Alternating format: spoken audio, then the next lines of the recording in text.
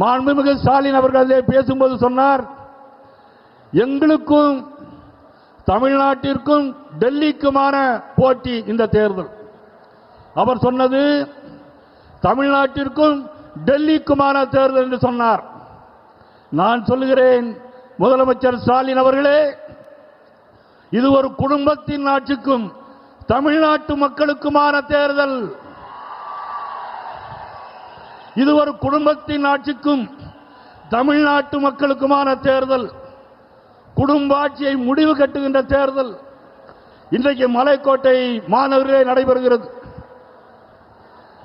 பிரதமர் நரேந்திர மோடிஜி எப்பொழுதெல்லாம் சென்னைக்கு வருகிறார்களோ, பிரதமர் நரேந்திர மோடிஜி எப்பொழுதெல்லாம் தமிழகத்திற்கு வருகிறார்களோ, அப்பொழுதெல்லாம் தாய்மாமன் சீர்கொண்டு வருவதை போல, தாய்மாமன் வீட்டு சீர் வருவதை போல இன்றைக்கும் 5600 கோடி ரூபாய்க்கு அடிக்கல் நாட்டியிருக்கிறார்கள். இன்றைக்கும்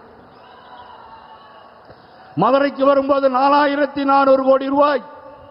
மதுரைக்கு வரும்போது தாய்மாமன் வீட்டு சீர் வருவது கூட லேட்டாக வரும். ஆனால் எங்கள் பாரத பிரதமர் நரேந்திர மோடி அவருடைய சீர் இன்றைக்கு தமிழகத்திற்கு வந்து கொண்டே இருக்கிறது. கப்பல் போக்குவரத்துறை அமைச்சர் சர்வானந்த சோனாவால் அவர்கள் 1700 கோடி ரூபாய்க்கு திட்டங்களை தூத்துக்குடியிலே தந்தார்கள். 2025ஆம் ஆண்டு எங்களது பாரத நரேந்திர மோடி அவர்கள் தூத்துக்குடிக்கு வந்து 5000 கோடி ரூபாய்க்கு துறைமுக திட்டங்களை தந்தார்கள். யார் தந்தது? பிரதமர் நரேந்திர மோடி தந்தது. யாருக்காக தந்தது? தமிழக மக்களுக்காக தந்தார். மலேசியா நாட்டுக்கு போனாலும் தமிழை பற்றி பேசுகிறார்.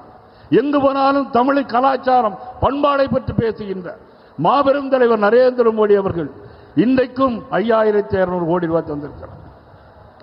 முதலமைச்சர் ஸ்டாலின் கேட்கிறார், என்ன கொடுத்தார்கள்? என்ன கொடுத்தார்கள்?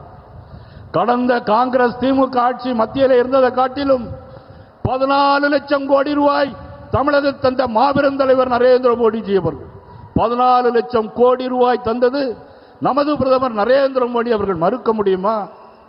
அது மட்டுமல்ல, இன்னைக்கு ஸ்டாலின் கூட்டத்திலே பேசியிருக்கிறார்கள். எல்லா தொண்டர்களையும் பார்த்து பேசியிருக்கிறார்கள்.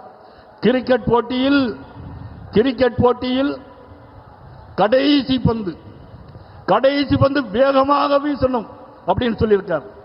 நான் கேட்கிறேன் முதலமைச்சர் ஸ்டாலின் அவர்களை பார்த்து, நீங்கள் வீசுவதற்கு விக்கெட்டே இருக்காது, களத்தில் விக்கெட்டே இருக்காது, எங்க பந்து வீச போகிறீர்கள்?